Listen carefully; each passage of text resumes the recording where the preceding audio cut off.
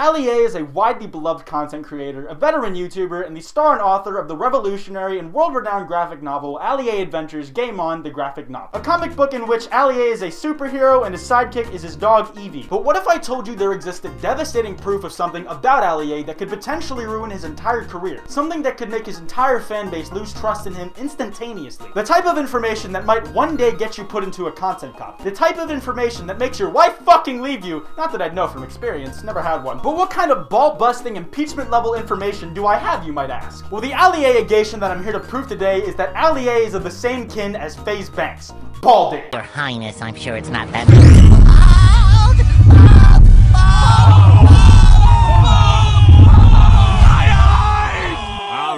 Alright. But now he's kinda not because he got hair transplant surgery, so good for him. I do have one little pet peeve with his hair transplant surgery though. That being whoever it was that ended up slapping the hair on the front of Ali-A's forehead took the line and hairline a bit literally.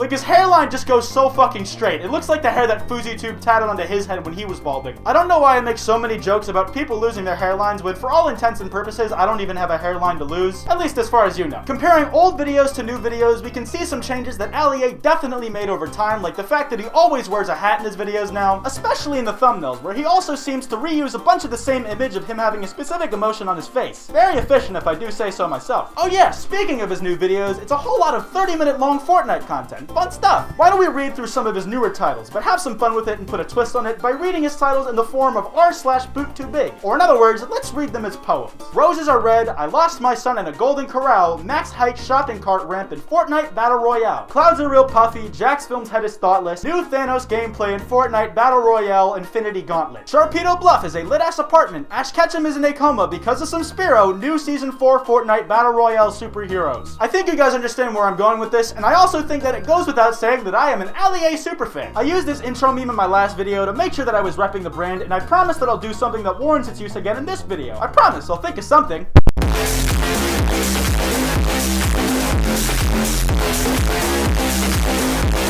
And for all -3 of you who have been asking, and by -3 people who have been asking, I mean the people who have been incessantly begging me to have mercy and not to do what I'm about to do. Yes, I have made a Kwite version of Ali-A's intro that will be used in all future videos from this point on.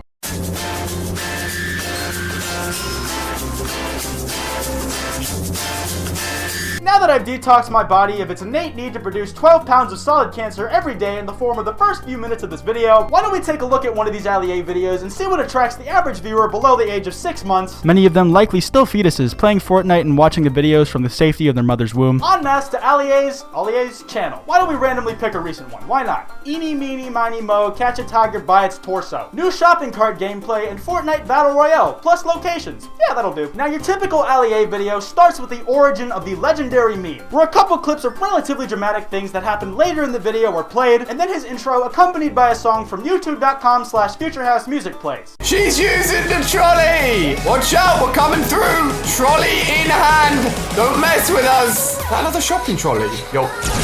It's a trap!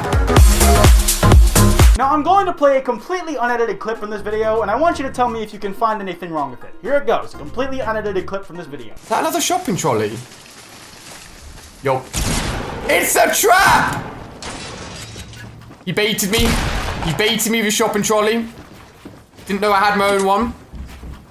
Was it the background music? Was it Ali-A calling the shopping cart a shopping trolley like the British abomination he is? Ha ha ha ha! Well, that last one was an admirable guess and something I would probably give you partial credit for on a quiz. That was not the answer. The correct answer is that Ali-A is playing with motion blur on. But I don't think the blame for this sin rests on Ali-A's shoulders. In fact, I think he's actually a victim. One victim of many of a much larger epidemic. That epidemic being the inability to turn off motion blur on console Fortnite. For too long, Epic Games has ignored less fortunate individuals like these. And they've had to form their own support groups to survive in places like the Fortnite Battle Royale subreddit and comment sections under posts like these. Hey Epic, I know you got a lot on your plate, especially trying to fix the building and such, but I think something that would be great is an option to disable motion blur on consoles. Would help out people who play uncapped like myself, and it would also make the game a lot more visually appealing to play and watch on console. This is just a little suggestion that I don't think would be hard to implement since other games on console already offer this. Yes, we need the visuals that PC has. I want more frames and less blur. Being in areas like that forces my mind to play places I didn't know that I never wanted to go to until I actually got there. So instead of staying here, let's try and find solace in these Allier videos. Now at their core, these Fortnite videos are the exact same type of content that Allier was making over half a decade ago when he still made Call of Duty videos. Back when he sounded like the quintessential 12-year-old Minecraft YouTuber with no pop filter on his microphone. Hello and welcome, finally, to the Modern Warfare 3 brand new map Overwatch Survival Mode gameplay. I have reached a massive wave. 2, in fact.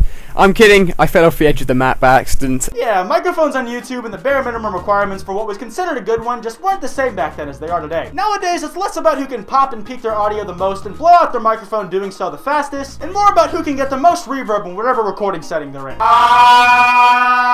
of my favorite examples of this is Tana Mojo's excellent audio engineering. Hi guys, it's Tana Mojo. Is that how I used to do it? When did I clap? Right guys, Hi guys, it's Tana Mojo. Welcome to my channel, or welcome back to my channel. The other day, someone on Instagram was like, why doesn't she do the it's Tana Mojo thing anymore, so. That audio is completely unedited on my bit, except for just cutting it down. Maybe popping and peaking your audio is still a cool thing to do. 3.4 million fucking subscribers. I am a jealous hoodie and not afraid to admit it. Good for her though, but not so good for her microphone. But when I say that the Allier format was the same 6 years ago as it is today, goddamn do I mean it was the same. It's usually raw footage live commentary that can span to roughly 20 minutes or more, as Fortnite games have a tendency to run that long. Now like I said, the editing in these videos mostly consists of playing those vaguely interesting clips depending on who you ask before the intro. This is so scary!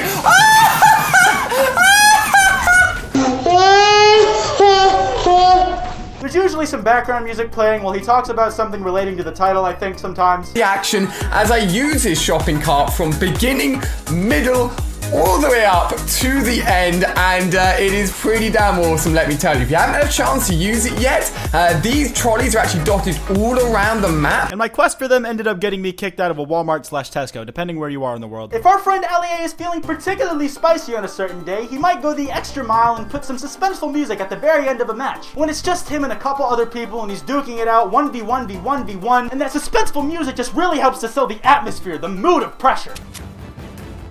At the back, he's building up or something.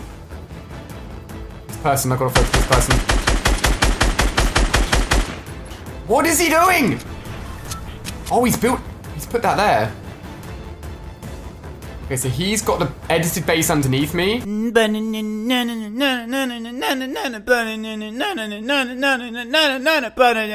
as soon as Allier inevitably wins that game, like literally as soon as that #1 Victory Royale banner pops up, he just makes a complete 180 with the music and immediately plays more of that future house bass something something music. Come on, buddy. Oh my god. He killed himself! No! Wait. Yes! There's a shopping trolley! You stupid fucking bitch. It's still not called a shopping trolley. It is a shopping cart. You put it in your titles. It is a shopping cart! Like, the change is so fucking sudden, it gives me whiplash. It's that kind of feeling in your joints when you're really tired, but you're not quite sleepy. You know, that very specific feeling that I just made up on the spot now. Now, sometimes I find myself wondering, what's it like being Allier at two very specific moments in his video creation process? The first one is when he's actually playing the game. Does he imagine himself playing with that dramatic music in the background? Is imagining that music how he wakes himself up in the morning to keep playing Fortnite? I don't know. And the second one is a similar one to the first question. When he's in post and he's specifically editing that dramatic music into the background of the last few minutes of the game, does he just look at it and think, damn, I did a good job on this one? I have a weird fixation of what's going on inside his head at these two very specific parts of his workflow. Do you ever look at someone and wonder what is going on inside their head? This is it.